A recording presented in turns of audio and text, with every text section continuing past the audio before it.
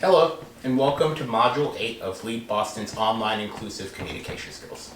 My name is Kevin Antwi. I'm the Program Systems and Content Manager at the YW, and I will be your host for this module, the focus being spheres of influence. Our objectives for Module 8 will be to review spheres of influence and to deepen our understanding of how we may be able to identify, broaden, and leverage our spheres for change. You all may have encountered spheres of influence during your time with us at LeadBoston, but as a refresher, spheres of influence can be understood as a framework to help aid us in thinking about what we control, care about, and influence.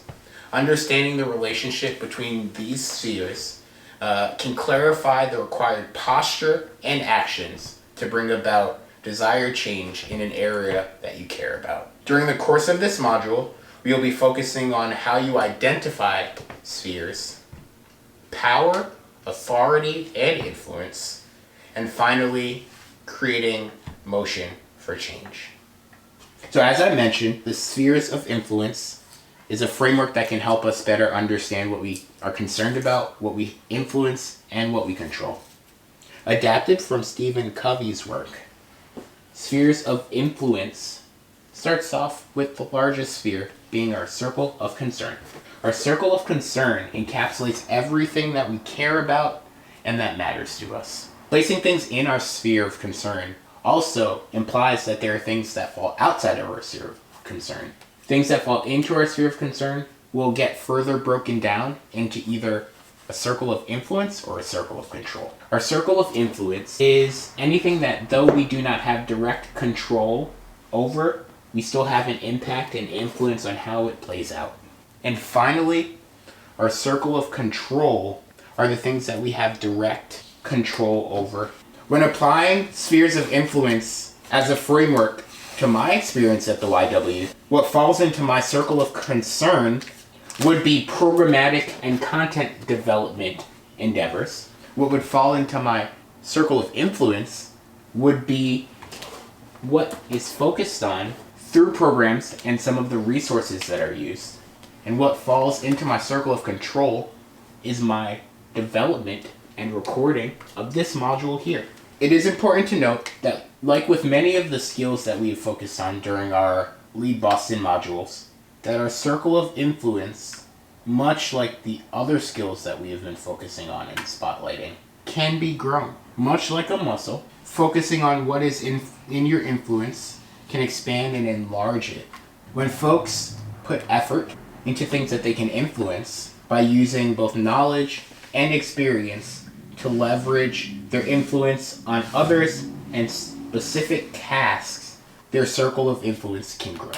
On the other end, when folks focus on things that they cannot control, they have less time and energy to dedicate to things that are in their influence and control, and thus this circle of influence can be diminished. Identifying what you can and cannot control and what you can and cannot influence will help you better identify how to allocate your time and how to both leverage and build connections with others who share similar circles of concern, circles of influence, and circles of control to bring about effective social change. Utilizing our influence in this context can help us become more effective leaders, get our ideas across more effectively, and can contribute to a workplace that has more inclusive and equitable ideas and spaces being moved around. When looking at spheres of influence in our circle of concern, control, and influence, it is important to note that through both control and influence, we can exert and exercise power. Identifying what source of power should be leveraged, similarly to many of the skills that we have focused on in the past, will only benefit you if you can align what you're seeking with what you need to do to achieve it, but also where it falls into your circles.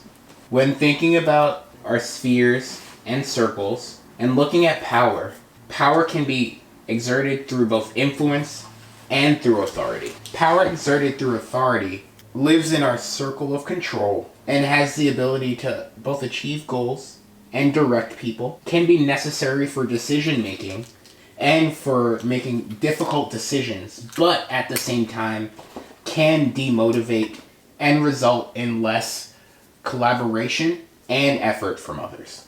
Power as influence can achieve goals without using those direct orders that live in power as authority, can result in motivating others, resulting in high effort and support, but it does require trust, reliability, assertiveness, and rapport, all that comes with influence. It's at this point that you may want to pause the module, pull out a pen and a notebook, and reflect a little bit. We're going to encourage you to think about your current workplace and begin to think of a list of issues that fall into your circle of concern. From that list, what falls into your circle of influence and what falls into your circle of control? Where is that similar for coworkers? And who might you have to influence to create movement towards change?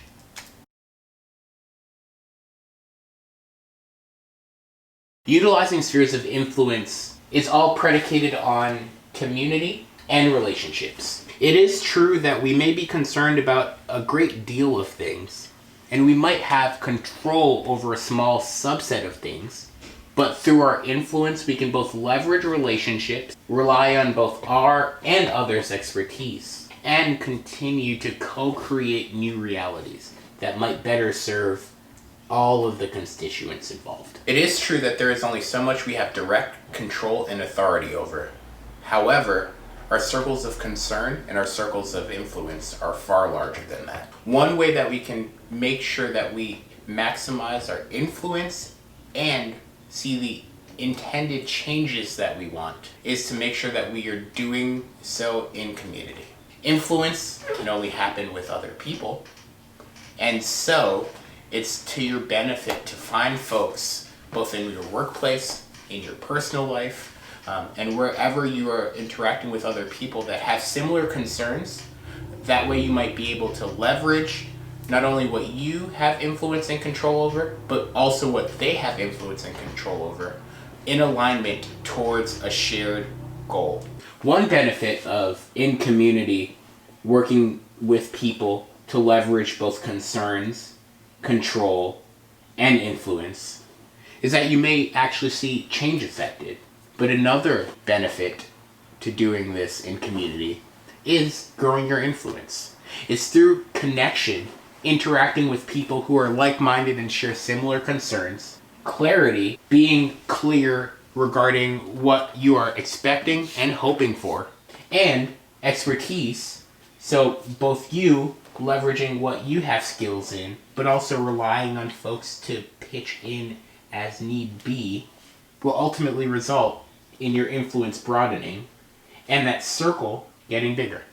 As one tries to refine their focus on what they can control or what they can influence, it is important to note that when you are not focusing on what you can control or influence, you often will find yourself frustrated. It's there that folks find themselves in the quote-unquote circle of moaning, which is where you can no longer control or influence what is going on, but nonetheless are impacted and are greatly concerned with its outcome. Rather than living in that circle of moaning, it's best that one try to find support and continue to extend that circle of influence to the point where hopefully that concern that was at one point an issue is now something that can be impacted deliberately.